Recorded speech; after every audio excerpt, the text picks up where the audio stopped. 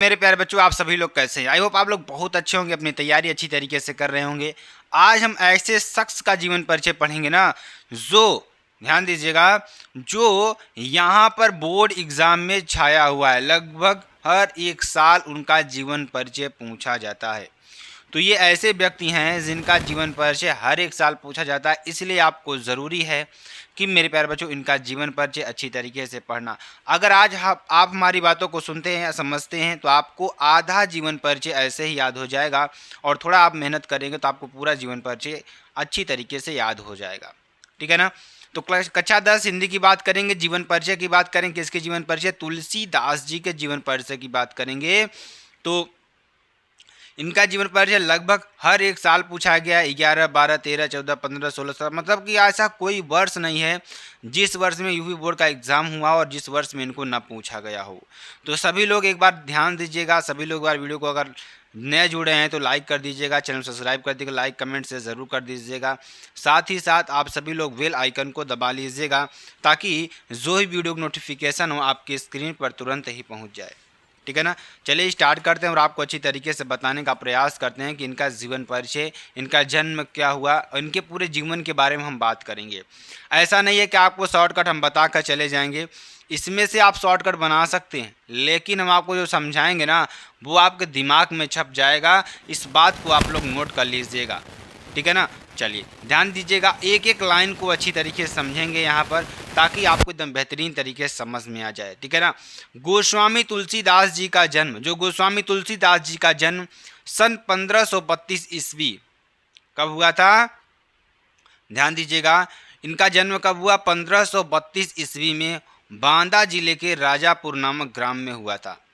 तो इनका जन्म जो एक्चुअल में माना गया है वो कब माना गया है? 1532 ईस्वी में। और इनके गांव का नाम क्या था? राजापुर। बांदा जिला है एक, बांदा जिला के, जो कि यूपी में पड़ता है। यूपी में ही आप सभी लोग जानते हो, कुछ बच्चे बांदा के भी होंगे और कुछ बच्चे उनके गांव के भी होंगे। तो यूपी के बांदा जिला के यानी राजापुर नामक ग्राम में हुआ था। ठीक। और इनके जन्म के बारे में कुछ मतभेद भी हैं। कुछ विद्वान क्या मानते हैं कि इनका जन्म कहाँ हुआ था? इनका जन्म एटा जिले के सोरो नामक ग्राम में मानते हैं। कुछ विद्वान ऐसे भी हैं जो इनका जन्म कहाँ मानते हैं? कहाँ मानते हैं मेरे प्यारे बच्चों? एटा जिले के सोरो नामक ग्राम में मानते हैं। आचार्य रामचंद्र शुक्ल ने राजापुर का ही समर्थन किया। किसका किया? राजापुर का ही समर्थन किया। ठीक। तुलसी सरयू पारीण ब्राह्मण थे। ये क्या थे? एक जो आचार्य रामचंद्र शुक्ल ने थे, वहाँ उन्होंने क्या कहा कि इनका जन्म राजापुर ही माना जाएगा, एटा जिले में नहीं माना जाएगा। ठीक। और ये क्या थे? एक ब्राह्मण थे, सरयू प्रारीण ब्राह्मण थे। ठीक। इनके पिता आत्माराम दुबे, इनके पिता का क्या नाम था? आत्माराम दुबे। तो जो बातें हमने आपको बताया, इनका जन्म कब हुआ? 1532 ईस्वी में। कहाँ पर हुआ? बांदा जिले के राजापुर गांव में हुआ। ठीक। तो आप उसमें लिख सकते हैं, कुछ विद्वान ऐसे थे जो उनका जन्म एटा जिले के सोरो नामक ग्राम में मानते थे, लेकिन जो रामचंद्र शुक्ल थे उन्होंने इनका जन्म राजापुर में ही माना है। ठीक। और इनके पिता का नाम क्या था? आत्माराम दुबे था। इनके माता का नाम क्या था? हुलसी देवी। क्या था? हुलसी देवी ने आभुक्त मूल नक्षत्र में उत्पन्न होने के कारण इन्हें त्याग दिया था। मतलब कि जब पैदा हुए थे तो उस समय नक्षत्र नहीं सही था, इसलिए इनकी माता ने क्या किया था? उनको त्याग दिया था। ठीक। और इनका बचपन अनेकानेक आपदाओं के बीच व्यतीत हुआ। इनका जो बचपन था बहुत ही दर्दनाक रहा और बहुत ही भयावह रहा। ये डर डर भटकते रहे। ठीक है ना? तो इनको इनकी माँ के द्वारा इनको त्याग दिए जाने के कारण ये दर दर भटकते रहे और अपनी यह पढ़ाई को भी जारी रखा उस समय इन्होंने। तो बहुत सारी यातनाओं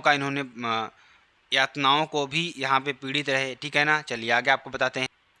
सौभाग्य से इनको बाबा नर हरिदास जैसे गुरु का वरद हस्त्र प्राप्त हो गया।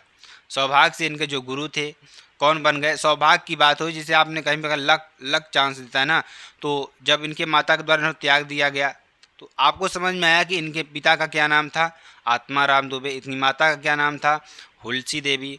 और इनका जन्म कब हुआ? 1532 ईस्वी में। कहाँ पर हुआ? राजापुर नामक ग्राम में हुआ। तो ये सारी बातें आपको समझ में आ गई होंगी, इतना आपको याद हो गया होगा। तो जिनको याद हो गया होगा आप कमेंट जरूर कर देंगे, ठीक है ना। बस आप हमारी बातों को सुनिए, आपको पूरा याद हो जाएगा इनका जीवन परिचय। आज के बाद आप नहीं कहेंगे कि तुलसीदास का जीवन परिचय हमें नहीं याद हुआ, ठीक है ना। तुलसी का विवाह दीनबंधु पाठक की सुंदर और विदुषी कन्या, जो इनका विवाह भी हुआ, इनका विवाह किससे हुआ? दीनबंधु पाठक की सुंदर और विदुषी कन्या रत्नावली से हुआ था। इन्हें अपनी रूपवती पत्नी से अत्यधिक प्रेम था। जब इनका विवाह हुआ तो उनकी पत्नी जो थी उनसे इनको बहुत ही प्रेम था, ठीक। और एक बार पत्नी द्वारा बिना कहे मायके चले जाने पर अर्धरात्रि में आधी तूफान का सामना करते हुए अपने ससुराल जा पहुँचे। मतलब इनकी पत्नी थी जो इन्हें बिना बताए हुए अपने ससुराल चली गई। और इन्होंने आंधी तूफान, उस समय बहुत ज़्यादा हो रहे थे, पानी बरस रहा था, यानी बहुत सारी उसमें पानी बरस रहा था, आंधी आ रहे थे, उस समय तूफान में ये कहाँ चले गए? ये अपने ससुराल चले गए।